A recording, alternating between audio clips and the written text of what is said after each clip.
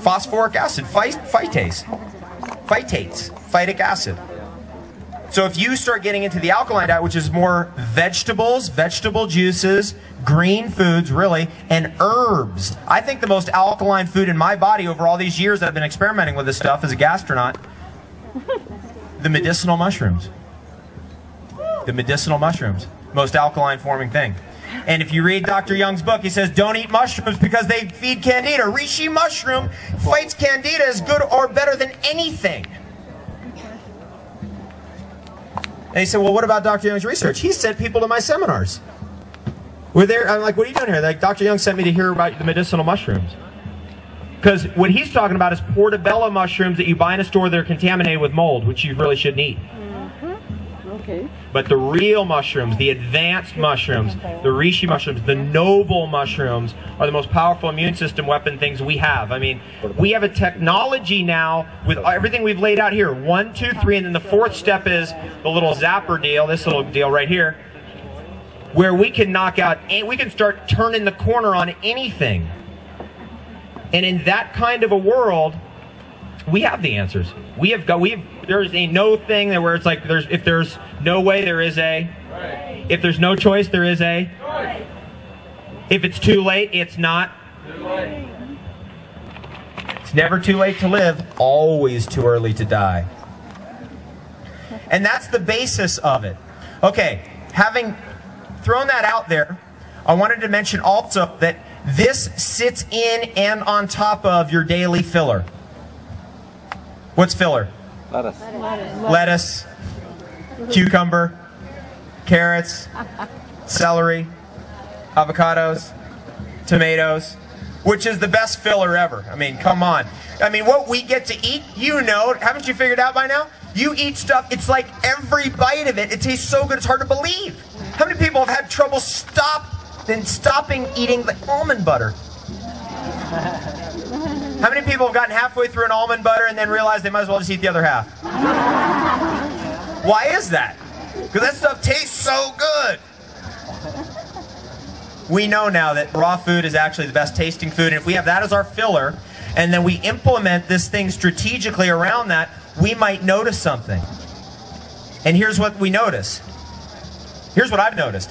Somebody asked me, I hadn't even thought about this in years. Somebody came up and asked me, are you ever in pain? They just asked me on the side, are you ever in pain? Like, give me a truthful answer. And I was like, I hadn't even thought about pain in years. I'm never in pain ever for any reason.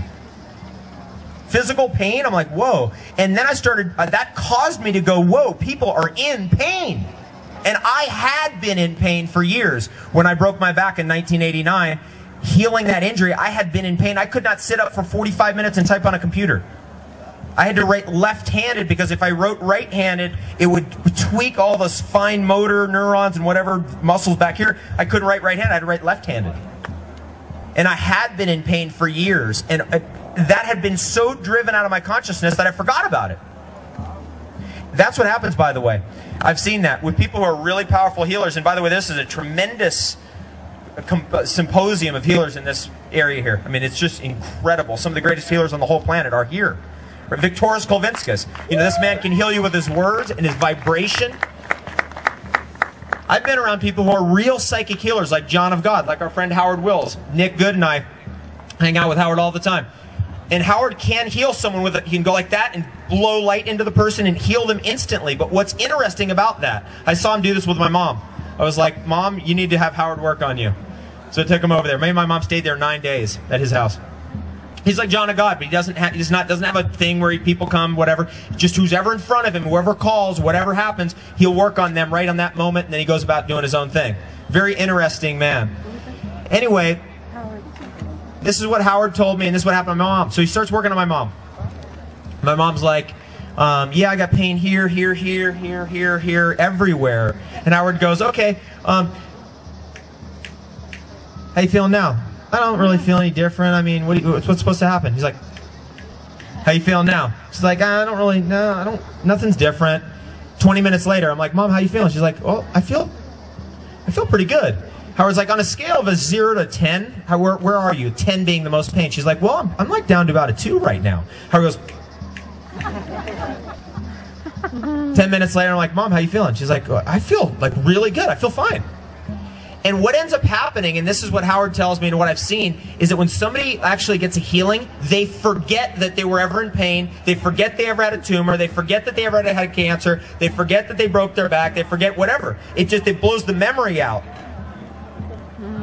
That was an important distinction for me personally, to see that, calibrate it, know about that. Because if you're dealing with winding out some old pain, where you want to go with it is a place where you forget that you were ever in pain. You forget it was ever there. Now with this nanobacteria protocol, if you break a bone, if you are in a situation where you're physically injured, you get on even a double or triple dose of everything, because when you're injured, that stuff rushes to wherever the injury is. And to make sure you never develop pain and you heal quickly, very swiftly. Enzymes, for example, have been known to accelerate healing 2 or 3 times because they go in, they clean up the inflammation and the mess. They're part of this whole program for that reason. Additionally, and on top of all that, brain cognition, our ability to be clever, our ability to stay focused, to get out of the fungal conditions permanently, to get out of the candida forever, to get the eczema off of us permanently.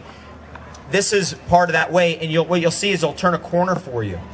It'll turn a corner and you see, whoa, it's going backwards now. Do we want calcification to go up, or do we want it to go down?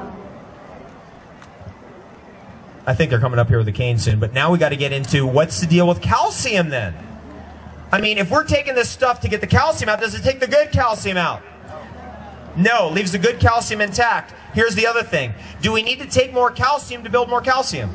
No. If you're a raw foodist and you eat vegetables and you drink wheatgrass juice and you have all these great things we eat, you don't have to worry about calcium. That goes away as an issue. But here's what you have to worry about or be concerned about. No, we don't have to worry about anything. Here's where you have to put your attention.